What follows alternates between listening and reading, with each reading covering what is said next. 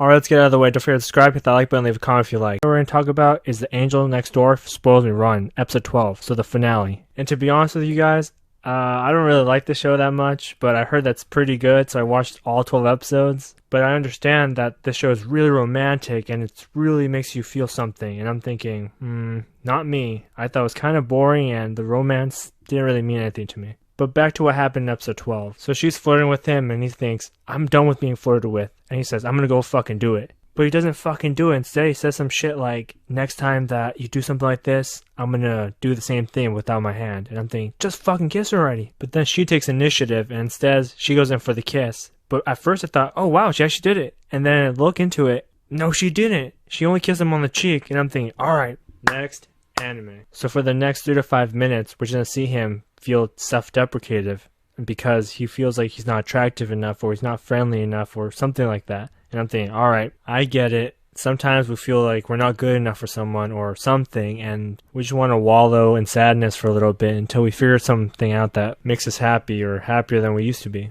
But in his case, he doesn't fucking figure anything out, so the girl has to come and say, hey, I left on accident, I didn't really mean to hurt your feelings at all. And he says, well, yeah, I guess you're right. I guess I feel much better now. And then they have a moment as a couple. There's only one yogurt in the fridge, so how are we both going to have it? How about we try to share? But no, someone's going to have holesies. So the next day at school, they're going to have a race. And I guess this guy's girlfriend is really good at running. And I'm thinking at this moment that if she's moving at that velocity and this guy's super tired, how he's going to pass the diploma over? In the previous episode, the angel told everyone, hey, I have this person that I really like. It means a lot to me. And they were spotted at the mall, which was him. And so now every guy in the class is now thinking, who is this asshole who she likes? And this all matters because in this race, you have to go and find someone who matches the note that you have in your hands. And it's so romantic because they're on opposite teams and they get notes that match each other. And for some reason, the notes have weird stuff on them, like find something beautiful and then find something that means a lot to you. So basically, by the end of the episode, you figure out that she tells everyone that they're very attracted to each other and they want to become a thing. But the guys in the classroom bully him and say, you're not good enough for the angel and you're kind of ugly for her. And so she comes and says, you know what, shut the fuck up because you guys are gross, just thinking physical stuff. It's what matters inside, idiots. And everyone in the classroom claps like crazy, saying, wow, she's so right. Exactly, you guys are gross. And they all go sit down. But at the end of the episode, it's the angel and the main character, and they're both holding each other really tightly and saying, olive juice. And she says, olive juice. And the worst part is that this is a romantic anime, and they didn't kiss once at all, ever. 12 whole episodes. I can't believe this. Okay. Malevolent Spirits. The ending is pretty okay. No wonder no one's really watching this anime. So it starts off with him fighting this really strong bad guy, and for some reason he just can't defeat them. He's so strong, but they capture this little girl, and for some reason she can just snap, and then bam, he's captured. If this anime was better animated, it would have been something like Jujutsu Kaisen, because they would have better moves, and things would look a lot better than this. Because this one looks pretty bad. So since the little girl captured him, they run off, and this little girl is also with him. She just got captured, so she had to protect them. So the next day they arrive at the mistress' school because they want to kidnap her, but they're already there. And he just doesn't want to fight them. He starts saying a bunch of shit like, all you guys are lazy, but specifically the main character is much weaker than all of you guys. And also, even though he has this idea of he needs to protect this girl, it's ironic because she's the one that led to the death of his parents, and everyone's super shocked. And after he gets trapped and they leave again, the main character asks for time because the shit that he said is gonna cut him deeply. So after saying peace to everyone, he's not seen for another, who knows, 2-3 months. And while this is all happening, the girl's hiding behind a building and she's listening in. After hearing all this shit, now she's kind of depressed because she thinks that she might have killed his siblings and now she has to get answers. So she goes to her dad's house and she hasn't been there since she was a little girl. But the weird thing is that he himself looks like a fucking monster, no? And then she says, I want to know whether I killed his siblings or not. And he says, alright, fine, I'll show you and I'll tell you. But we don't see any of it. It's a cut. And then he says, there you go. Hopefully that helped. And then they talk about how the main character has ran away. And he says, what do you mean ran away? He's right here. He's been training with us for months. And then out of nowhere he comes out and says, hey, I'm ready for the next battle. When is it? And wow, they're both there. And so after meeting him again, they both leave and they go walk back to the house together. But on their way there, they're walking down cherry blossoms, and I'm thinking, wait a minute, I've seen a lot this season of cherry blossoms. Someone's going to say something to someone. And so the girl tells him that I don't really trust anyone. When she was 7, I guess she was living with someone, and out of nowhere, some relatives said, hey, Botan, we're related to your family, and we're ready to take you in. And I guess the woman that she was living with just said, alright, here you go. And boom, she was kidnapped. And the anime, they say that he looks pretty nice, but I've always noticed that if the guy has closed eyes in an anime, they're probably really evil. And another one was a woman who had a really mean face, so they end up kidnapping her, and they go somewhere really far away in a car. And I don't know what he was planning on doing with her, but he was calling someone, and out of nowhere, the lady just drives her away. And I guess she was trying to save her, so they go into this cabin where they live for quite a while there, and she says, I felt very comfortable there. She felt like a real mom that I've always wanted. But I guess the spirits that she had lived with knew that they were bad, and they started searching for her, but they couldn't find her. But after a few weeks, for some reason, somehow, the guy with the nice face found them. But luckily, she drives away and she's able to get past them, but all the way at the bottom of the hill, I guess there's just some spirits that have powers, and they blow up the car. But it only blew up the woman and not the little girl at all. She wasn't even damaged. But luckily, she was saved by the spirits, and then at the end, because it's a cherry blossom scene, just as I predicted, the main guy kind of tells her that he's going to protect her forever. So what happened in the ending of Tomo-chan's a Girl, episode 13? Well, it starts off kind of weird because Tomo and Jun are boyfriend and girlfriend now, and they start saying really lovey-dovey stuff to each other, and I'm thinking, this is not what I expected. This is too big of a jump from what we're watching the 12 episodes before this. But now she's not asking her friends how does she end up with June. Now she's asking them, how am I going to kiss him if I feel too awkward and he doesn't want to kiss me either? And they say, go take him to this romantic movie where they're going to kiss and then he might feel like kissing you. So they go to this theater and they go and watch this movie, which he already feels kind of weird, but hey, your best friend wants to watch a movie and that's awesome. So they go and watch it and she's thinking the whole movie, I want to hold his hand, I want to hold his hand, but I'm too embarrassed. And then finally, the big kissing scene happens. But they do more than just kissing. They start having sex and shit like that. Tomo feels really embarrassed because now she's thinking, what happens if June wants to do this? And then he's not even thinking about any of that. He's just so focused. He's like, so that's how you do that. Interesting. So that's what I'm going to have to do. So after the movie, they go to his house. And somehow, for some reason, his parents are never home. And that's what happens in anime.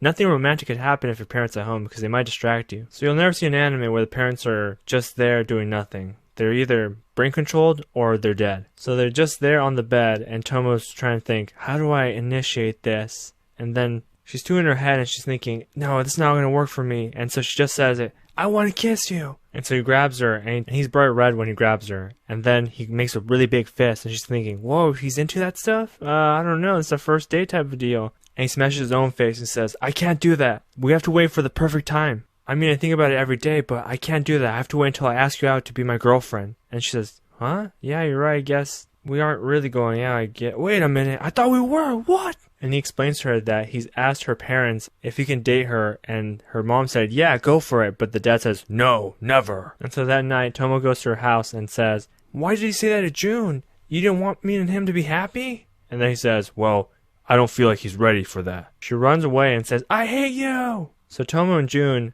end up not talking to each other for about 3 days. But June figures out that if he can kick Tomo's dad's ass, then he'll let her date him. So June goes over there confidently and says, I want to have a match. He says, fine, let's do this. And June gets his ass whooped fast and hard until Tomo comes and supports him and says, if you can't win, then I'll take him on. And that really pumps him up because he's ready to fight this guy again and figures out that there's an opening because Tomo's dad swings too hard that there's a 5-second opening where he can punch him and maybe knock him out. So he does that and he punches him square in the face. Boom! He bleeds and he almost falls down. And supposedly Tomo's dad was ready to just give up at some point as long as he can hit him in the face or something like that. And Tomo's dad doesn't want to give up at all because he really didn't want to give up Tomo until the mom comes and slams him in the head and says, alright, you had your point. Now forget about it. So Tomo and June go outside the dojo, and then Tomo's about to ask him out when he says, will you be my girlfriend?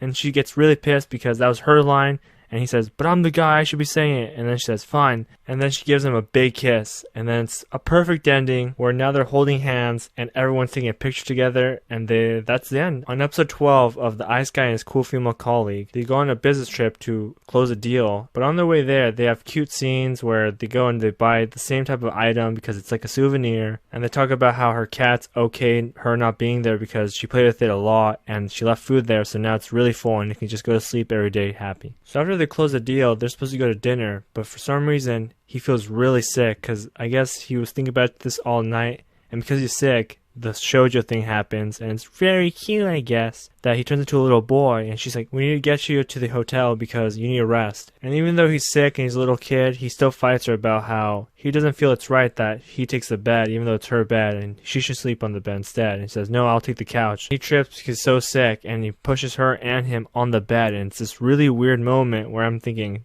it's a little kid still. I know you think about the grown version of him, but it's still kind of weird because you're a grown woman. And I think if it was flipped and it was a guy instead, would this be different? Let me know in the comment section below. And it's pretty bad because that night he has to send his boss a report and he can't write it because he's sick, so she does it instead. And since he wakes up as a full grown adult and he thinks, damn, I can't believe she did that, he takes it upon himself for about 4 or 5 hours, so he wakes up at like 1 a.m. in the morning to start a new job because he felt it wasn't right that she didn't get to sleep that much. So all night he just typed up some new work that he had to do, and she says, that's really bad for you to do, don't do that ever again. And after that they end up having a picnic, so it's like a private dinner where they just eat sandwiches and drinks. It's basically the stuff that he wasn't able to eat yesterday. And so they get back to their town, and there's a cherry blossom again. The fucking cherry blossoms, you know what's gonna happen, and it does. In fact, she says, my life has changed dramatically because I met you.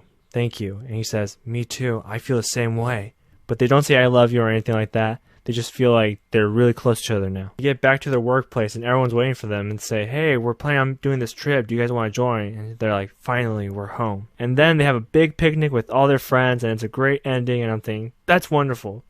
Next anime. Blue Lock episode 24 ended in a very strange way for me. If you watched my videos before, you already know what my feelings towards it, and if you have, alright, see ya, peace. Don't forget to like, but if you haven't, here are my thoughts. So I can't believe that at the beginning, Rin ends up scoring hard on these guys, boom, into the goal, but at the end it ends up being just the biggest L on this guy because these guys are much better than them, and for example, this guy's supposed to be the buff guy, but this Englishman just pushes him to the ground, and Iski and Rin both get outran by this one guy. And he's super fast, and they both score on him. So they lose the fucking game, and it's 1-5, and I'm thinking, that's such a big margin, I don't know. And on top of that, it gets worse because Blue Lock is now cancelled, and Ego's trying to fight them, but he's not winning at this, and for some reason he says, alright, I think I've got a plan. Meanwhile, Ego tells everyone, meet me in the center where everyone's gonna be there, and we're gonna figure out which teams, there's only 6 of them, made it through. That means out of 350, only 130 of them made it. And I'm thinking, alright, who is it? So the first team is them. It's the best team, which is Rin, Isagi, this guy, and yeah, you know it. And the second team, no one fucking has an idea who they are. That just goes to show you there's so many players here. And by the ending of all the 6 teams, basically all of Iski's original team is all here except one of them. And it's the guy who looks like Ichigo, which is probably my favorite character in the series. And he got eliminated, which fucking sucks for me. And this guy who's some monk fucking made it? How? He's fucking sucky. And what was Ego's plan? Well, his plan was basically, even though they're all strikers, they're very good at the soccer game. So they're going to challenge Japan's under 20 team so they could switch positions. And now Blue Lock is now in Japan's eyesight. And because of that, well, one of the reasons why Blue Lock was cancelled is because they don't really trust them and no one really knows what Blue Lock is. And that's a better way of people seeing this. And Rin's brother is also in this under 20 team, and now Rin's really pumped. He's like, yeah, let's fucking do this. And all the way at the end, we see fake Ichigo, and he's hitting the wall because he's so sad that he lost. That's all his dreams gone down the dumpster. And then Iski says, I'll just take all his power and put it into mine. And I'm thinking, alright, fucking main character, we're done here. Alright, that's the end of this video. Which anime this season was your favorite? Let me know down in the comment section below. Alright guys, peace.